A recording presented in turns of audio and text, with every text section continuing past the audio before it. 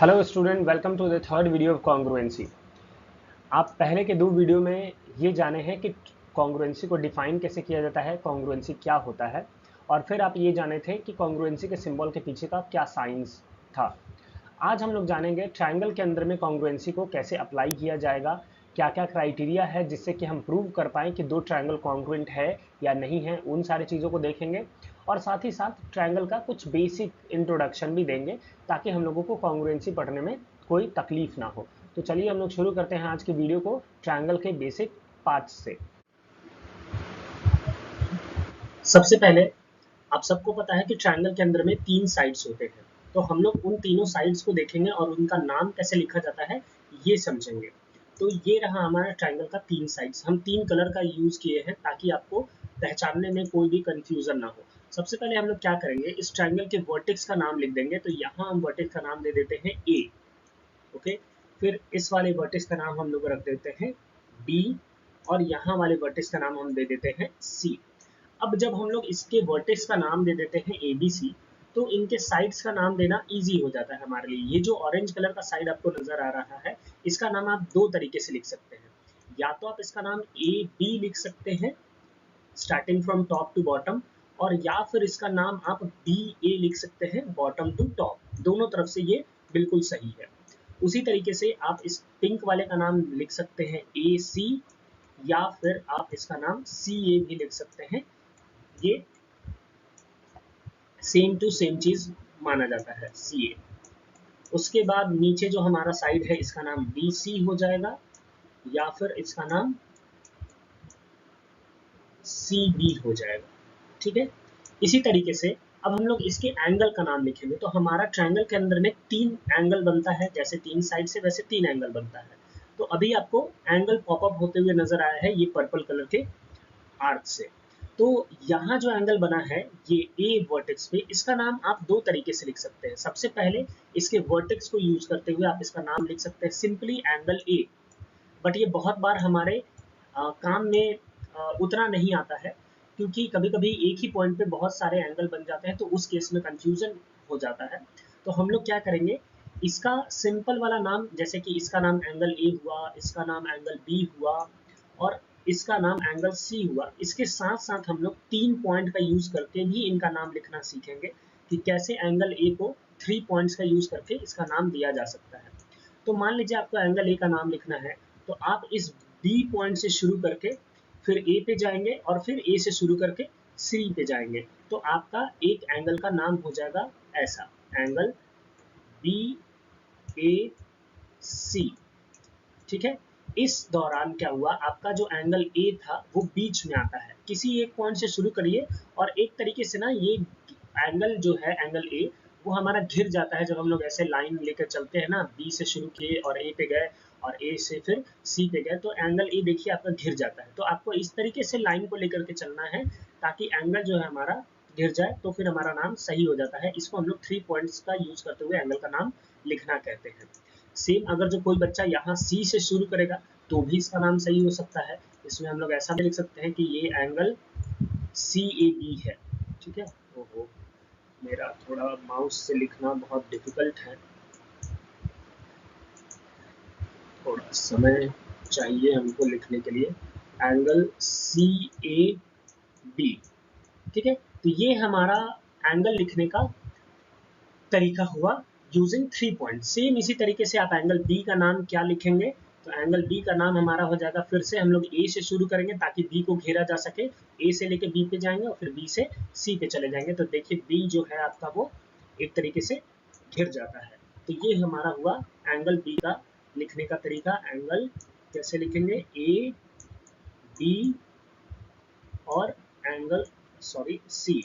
Same इसका उल्टा भी सही हो सकता है, यानी कि एंगल सी बी ए। ओके, तो ये हो गया हमारा एंगल का नाम लिखने का तरीका यूजिंग 3 पॉइंट्स। अब इसी तरीके से आप लोग हमको कमेंट में बताइएगा कि एंगल सी का नाम आप 3 पॉइंट्स यूज करते हुए कैसे लिखेंगे। ओके, सो अब हम लोग पढ़ेंगे कॉन्ग्रुएंसी ऑफ ट्रायंगल। ट्रायंगल के अंदर में कॉन्ग्रुएंसी कैसे अप्लाई किया जाता है, क्या कुछ उसके अंदर में देखना होता है। हमारे पास टोटल 6 चीज़ है जिसके आधार पे हम लोग ट्रायंगल को कॉन्ग्रुएंट करते हैं। पहला, जो तीन चीज़ है वो उनका साइड है। कोई भी दो ट्रायंगल है अगर जो उसको आपको कॉन्ग्रुएंट प्रूव करना है तो उनके तीनों साइड्स को आपको देखना होगा कि क्या वो दोनों जो ट्रायंगल है उसके तीनों साइड्स इक्वल हैं या नहीं। तो ये तीन चीज़ हो गया जिससे कि हम लोग देख के पता लगा सकते हैं कोई ट्रायंगल कॉन्ग्रुएंट है या नहीं है। उसके बाद आता है उनके तीनों एंगल। दो ट्रायंगल हैं तो उनके तीनों एंगल को भी हम लोग देख सकते हैं अपने कॉन्ग्रुएंसी के लिए, मतलब कि दोनों ट्रायंगल कॉन्ग्रुएंट है या नहीं उसको प्रूव करने के लिए हम लोग एंगल को भी ले सकते हैं। यानी कि टोटल हो गया 6 चीज़ हमारे पास कोई भी दो ट्रायंगल को प्रूव करने के लिए कि वो दोनों कॉन्ग्रुएंट है या नहीं। इन्हीं 6 चीज़ों को देखा जाता है। एक एग्जाम्पल लेते हैं और इसको समझने का कोशिश करते हैं।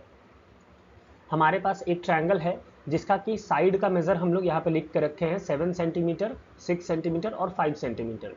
एक और हम लोग ट्रायंगल लेते हैं जिसका मेज़र भी बिल्कुल सेम इसी के साइड के जैसा है।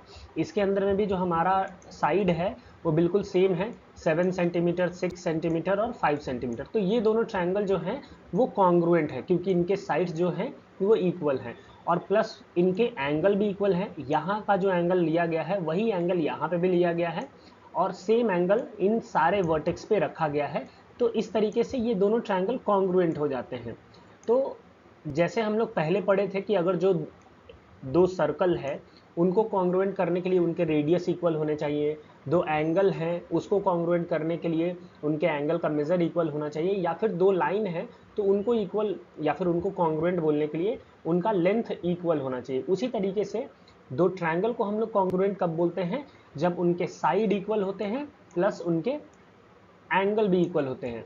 तो ये हो गया टोटल 6 चीज़ जिसके आधार पे हम लोग ट्रायंगल को कॉन्ग्रुएंट करते हैं। तो हर एक बार इतने चीज़ों का ज़रूरत नहीं है। जैसे अगर जो आपको दो ट्रायंगल को कॉन्ग्रुएंट बोलना है तो ये ज़रूरी नहीं है कि आप 6 के चीज़ों को चेक करेंगे कि क्या पहले वाले ट्रायंगल का 6 चीज़ दूसरे वाले ट्रायंगल के 6 चीज़ों से मिल रहा है या नहीं। ऐसा नहीं करना है। हम लोगों को इसीलिए क्या बताया गया है, कुछ कंडीशन बताया गया है, उन कंडीशन के आधार पे हम लोग दो ट्रायंगल को कॉन्ग्रुएंट है या नहीं वो आसानी से बता सकते हैं। तो चलिए एक एक करके सारे कंडीशन को देखते हैं। टोटल हमारे पास 4 कंडीशन है। पहला जो कंडीशन है हमारा वो है SSS कॉन्ग्रुएंस कंडीशन, मतलब कि side side side congruence condition. इन कंडीशन का मतलब क्या है कि अगर जो हमारे पास मान लीजिए दो ट्रायंगल है, एक ये ट्रायंगल हुआ फर्स्ट वाला और ये ट्रायंगल है हमारे पास सेकंड वाला। इन दोनों ट्रायंगल के अगर जो साइड बिल्कुल same to same equal length के रहे तो हम लोग बोलेंगे कि ये दोनों ट्रायंगल जो है वो कॉन्ग्रुएंट है। जैसा कि आपको पिछले स्लाइड में भी दिखा है, वहाँ पे भी 6, 7, 5 वाला जो ट्रायंगल था वो दोनों कॉन्ग्रुएंट था इसी कंडीशन के आधार पे, उनके तीनों साइड्स इक्वल थे ना, वैसे ही। तो अगर जो हमारा मान लीजिए कोई दो ट्रायंगल है उसके साइड इक्वल है तो उसको कैसे रिप्रेजेंट करेंगे हम लोग, दोनों पे हम लोग इस तरीके से सेम सिंबल लगाएंगे। यहाँ पे भी हम एक लाइन ड्रॉ किए हैं और इस वाले ट्रायंगल पे भी एक लाइन ड्रॉ किए हैं। ये क्या बताता है कि इसका जो ये वाला साइड है वो इसके इस वाले साइड से बिल्कुल इक्वल है, बिल्कुल सेम लेंथ का है ये दोनों साइड, इसीलिए इन दोनों पे सेम तरीके का सिंबल हम लोग अप्लाई किए हैं, लगाए हैं। ठीक है, एक मिनट इसको इरेज कर देते हैं। तो ये हुआ हमारा एक साइड इक्वल पहले वाले ट्रायंगल के दूसरे वाले ट्रायंगल से। लेकिन यहाँ पे हमको बोला है कि तीन साइड इसमें इक्वल होना चाहिए, तो अभी तक तो हमारे पास सिर्फ एक ही साइड हुआ।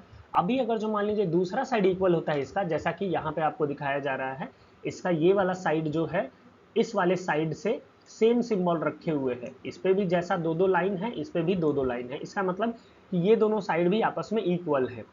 तो अब हमारा SSS में से दो साइड सेम हो गया।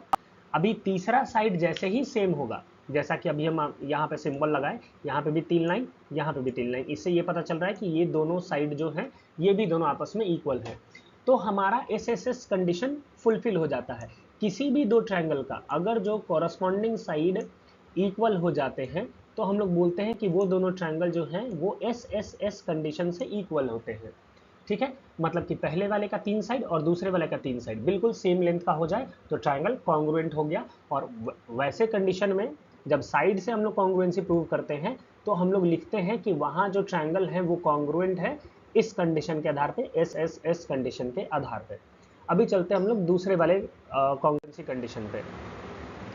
दूसरा कॉन्ग्रुएंसी कंडीशन है साइड एंगल साइड का, मतलब कि किसी एक ट्रायंगल का दो साइड और उसके बीच में आने वाला एक एंगल अगर जो इक्वल हो जाएगा तो हम लोगों का ट्रायंगल कॉन्ग्रुएंट हो जाएगा इस साइड एंगल साइड कॉन्ग्रुएंसी के आधार पे। तो इसको कैसे हम लोग रिप्रेजेंट करेंगे? तो पहले हम लोग कोई एक साइड इक्वल कर लिए, उसके बाद एक एंगल इक्वल कर लेते हैं।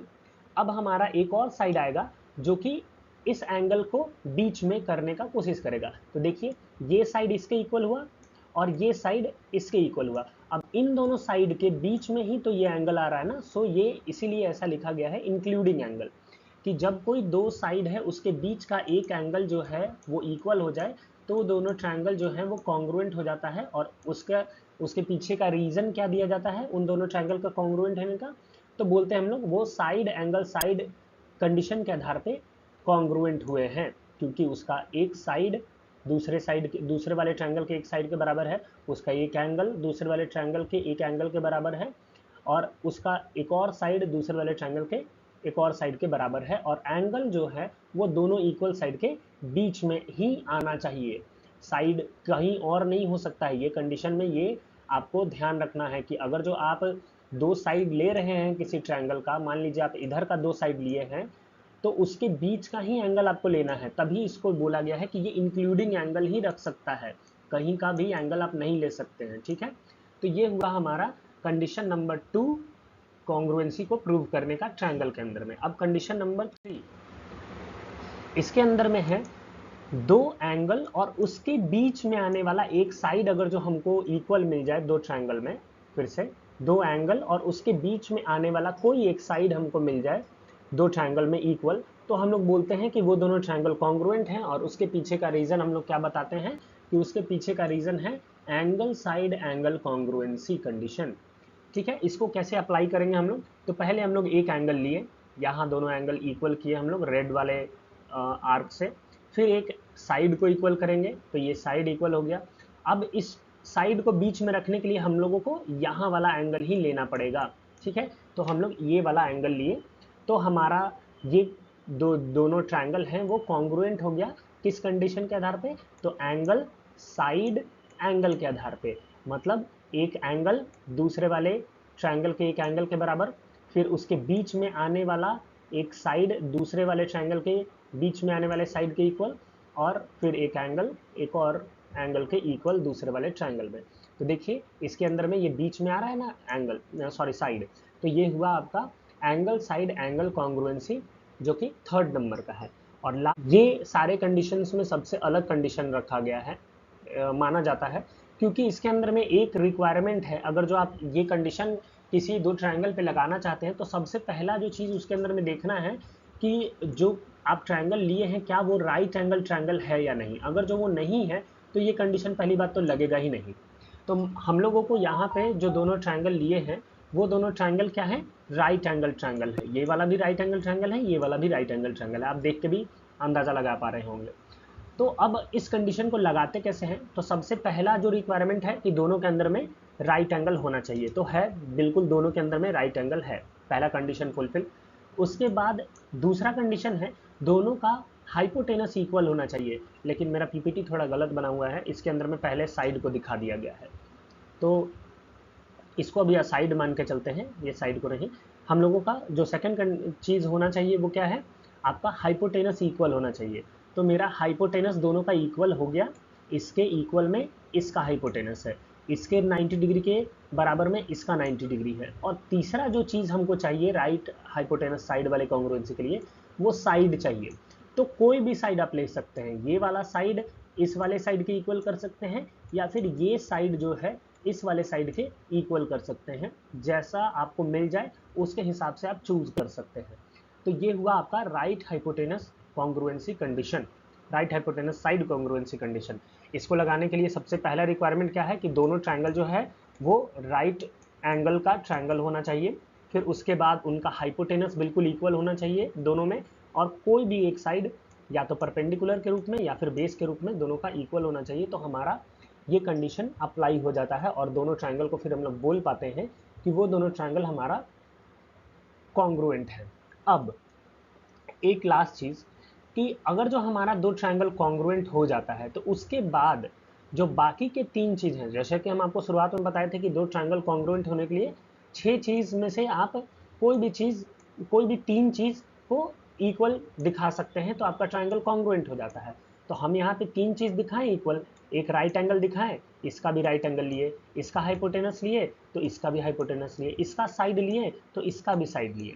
तो इतने करने के बाद हमको ये तो पता लग गया कि दोनों ट्रायंगल जो हैं वो कॉन्ग्रुएंट है। इसको थोड़ा साफ कर लेते हैं, रुक जाइए। इतना करने के बाद हमको तो ये पता लग गया कि दोनों ट्रायंगल कॉन्ग्रुएंट है, और हम लोग ये भी जानते हैं कि दो चीज़ जब कॉन्ग्रुएंट होता है तो उसका एंगल, साइड सब कुछ इक्वल हो जाता है। तो बाकी का जो 3 चीज़ है, 3 चीज़ तो हम यहाँ पे दिखा दिए, 90 डिग्री 90 डिग्री दोनों का ले लिए, हाइपोटेनस हाइपोटेनस ले लिए, और एक साइड ले लिए। तो बाकी का जो चीज़ बचा है उनका क्या होगा, यानी अभी 3 चीज़ बचा है ना, एक एंगल लिए हैं तो 2 एंगल अभी बचा हुआ है, और 2 साइड लिए हैं तो एक अभी साइड बचा हुआ है। देखिए फिर से एक बार ध्यान दीजिएगा थोड़ा, हमारे पास ट्रायंगल के अंदर में 6 चीज़ होता है, तो हम 3 चीज़ का इस्तेमाल कर लिए हैं क्या प्रूव करने में कि दोनों ट्रायंगल कॉन्ग्रुएंट है। अभी भी हमारे पास हाथ में 3 चीज़ बचा हुआ है। हम लोग कौन कौन से 3 चीज़ का इस्तेमाल किए हैं, तो एक राइट एंगल का इस्तेमाल किए, ठीक है, और 2 साइड का इस्तेमाल किए, ठीक है, हाइपोटेनस भी तो इसका एक साइड ही है।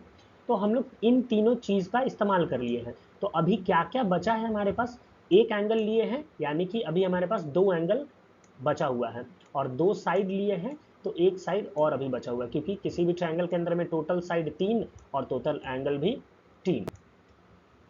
तो इनका क्या होगा, ये जो बाकी के बचे हुए पार्ट हैं वो इक्वल होंगे कि नहीं होंगे, तो बिल्कुल हो जाएंगे। इसी को हम लोग लिखते कैसे हैं कि अगर जो कोई चीज़ कॉन्ग्रुएंट प्रूव हो गया तो उसके बाकी के भी सारे चीज़ इक्वल हो जाते हैं। उसको लिखने के लिए हम लोग लिखते हैं कि corresponding part of congruent triangle, इसी को शॉर्ट में लिखा जाता है आपके बुक में CPCT। मतलब कि कोई 2 ट्रायंगल अगर जो कॉन्ग्रुएंट हो गया तो उसका हर एक कॉरस्पॉन्डिंग पार्ट, जितने भी कॉरस्पॉन्डिंग पार्ट जो बचे हुए हैं वो कॉन्ग्रुएंट ट्रायंगल के अगर जो हैं तो वो बाकी पार्ट भी क्या होंगे, इक्वल ही होंगे। मतलब कि ये वाला एंगल इस वाले एंगल के इक्वल होगा, ये वाला एंगल इस वाले एंगल के इक्वल होगा, यानी कि जो बचा हुआ 2 एंगल था वो इक्वल हो गया, और प्लस में ये जो इसका साइड बचा हुआ था वो इस साइड के ऑटोमेटिक इक्वल हो जाता है। ठीक है, जब कोई ट्रायंगल कॉन्ग्रुएंट प्रूव होता है तो उसके बचे हुए बाकी के 3 पार्ट वो इक्वल लिखे जा सकते हैं। किस आधार पर लिखे जाते हैं, तो corresponding part of congruent triangle के आधार पे, और उसी को हम लोग CPCT बोलते हैं। तो ये हुआ हमारा ट्रायंगल के अंदर में कॉन्ग्रुएंसी और उसके 4 कंडीशन। आप हायर क्लास में जाइएगा तो और आपको अधिक कंडीशन मिलेगा पढ़ने के लिए 9th क्लास में, वहाँ का बात वहाँ पे करेंगे। अभी ये 4 कंडीशन मोर देन इनफ है हमारे लिए ट्रायंगल के अंदर में कॉन्ग्रुएंसी समझने के लिए या आपके एक्सरसाइज को सॉल्व करने के लिए।